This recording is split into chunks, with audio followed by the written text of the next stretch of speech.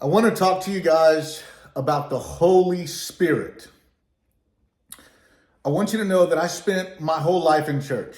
From the time I was a kid, it's one of the earliest memories that I have in my childhood is being drawn to church, going to church.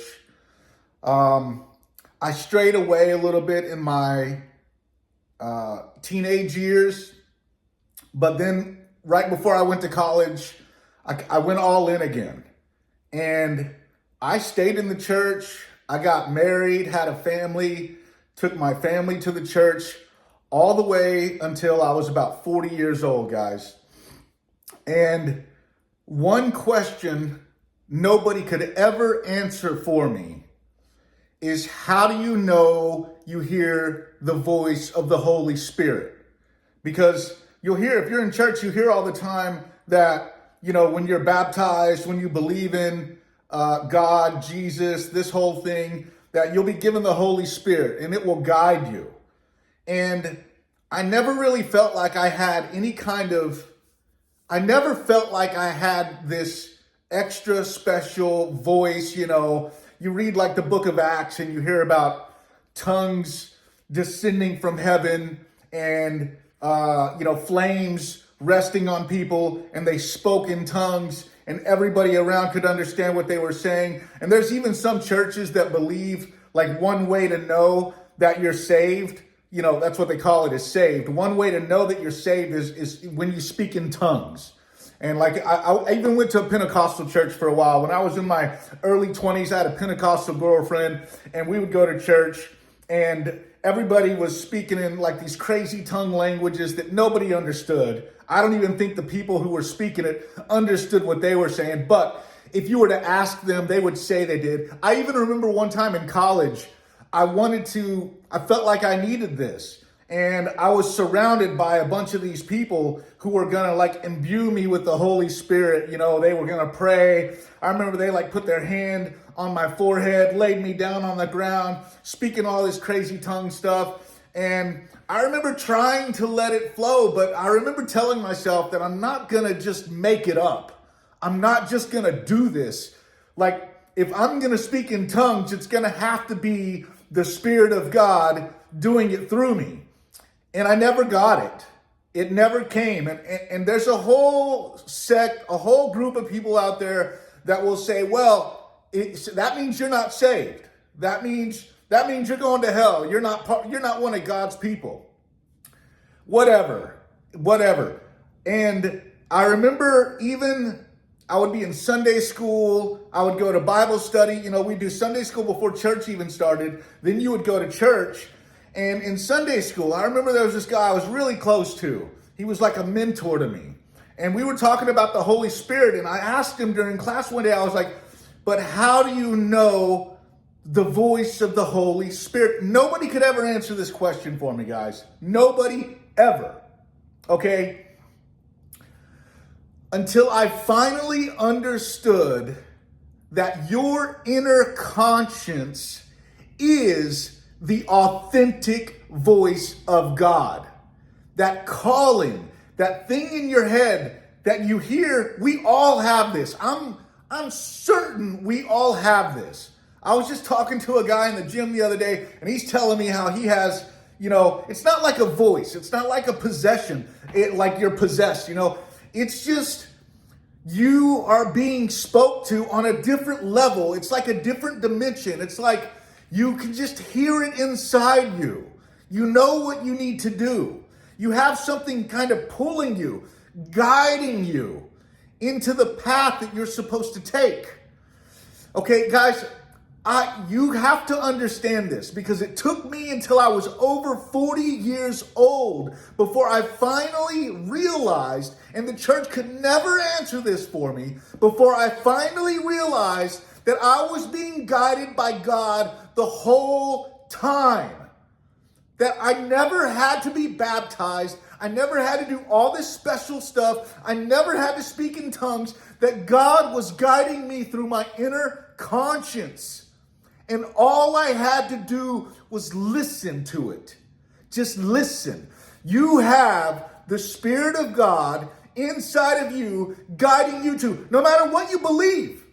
That's the amazing thing about this, is God has freely given his Spirit to everybody on the planet. We all know, inherently know, when we've done something right or when we've done something wrong. We all can feel and hear that inner calling to our greatest version of ourselves. We all have this.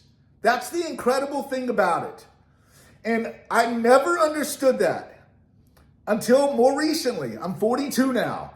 And it wasn't until I was a little over 40, I had to get out of the church. I had to stop going to the church because I realized all these people at church that profess, that say that they're following the one true God, and they're reading their Bible, and they're doing all these they don't even say cuss words. It's like they have their own, it's like they made their own laws. Like they don't understand that none of the words we use in the English language today even existed when the Bible was written. But they'll set up their own parameters to judge like how holy they are. You know, if you're super holy, you don't even use cuss words. You know what I mean? And that's like made up. It's not even a real thing. There's nothing in the Bible that says that these words that we use are somehow sins.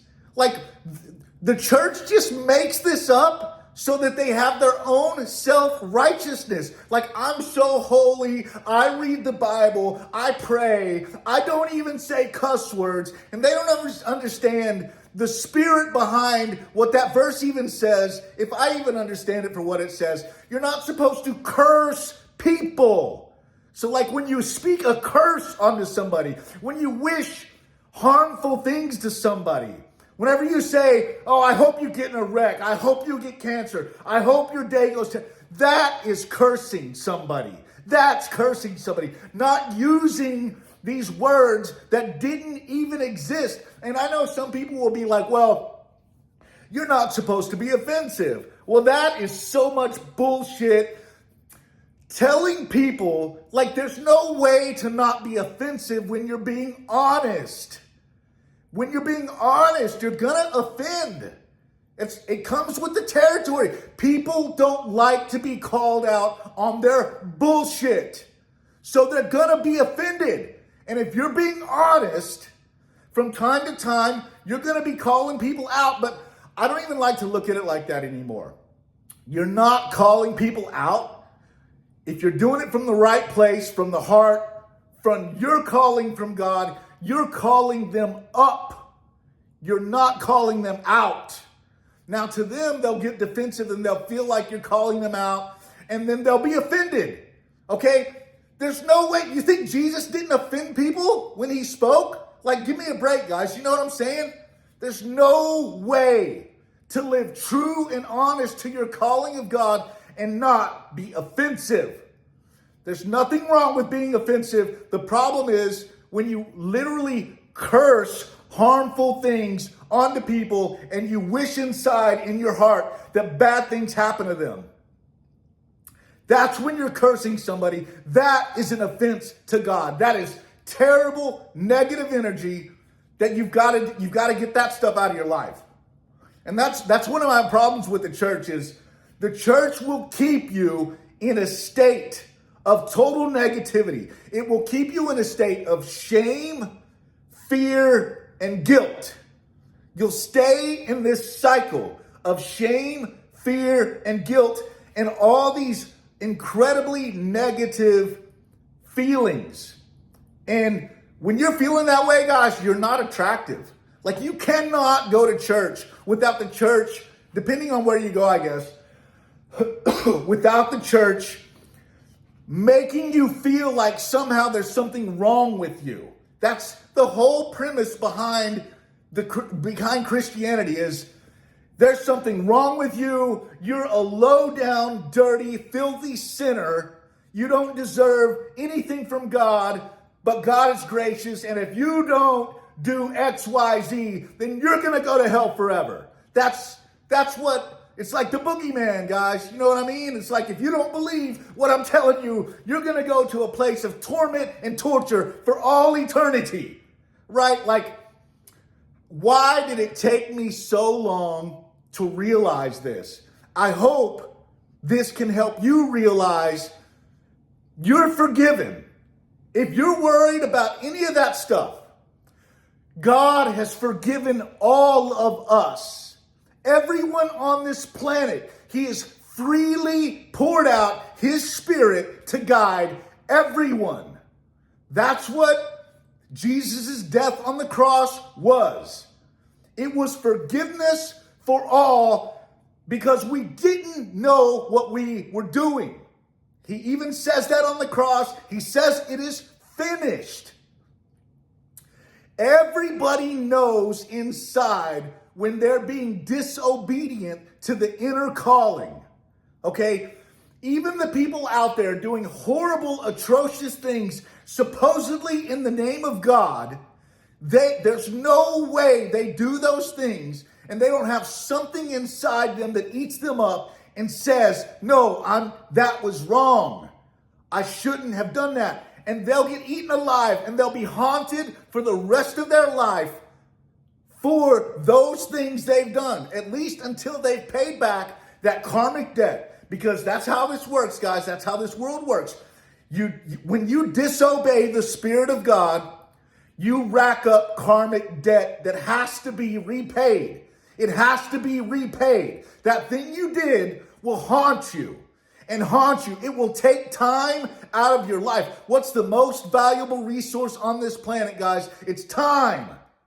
That's how God punishes you right here on this earth, is he dominates your mind with your disobedience. The things that you knew you were supposed to do that you didn't do.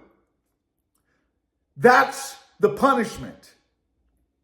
But we're all forgiven. We've all been given the Spirit of God on the inside to guide you. And that's what you've heard me say. You've heard me say over and over that you are being called to the greatest version of yourself. I don't care what you call it. I don't care if you call it God, if you call it Allah, if you call it the universe. I don't care what you call it. You're being called just like everyone else is being called to the greatest version of yourself. If we as a whole would only embrace our calling and become obedient to our calling, do you not understand that obeying your calling and your inner conscience is where all of your power is? God does not always call you to easy things. Sometimes the things he calls you to are very difficult. But when you embrace the calling and you align yourself with the thing that you're supposed to be doing, you're given the power that exists in the universe to pursue the goal that God is calling you to pursue. That's where the Holy Spirit comes in. That's where you're given power from God, from the Holy Spirit, whatever you want to call it. It is calling you. All you have to do is listen.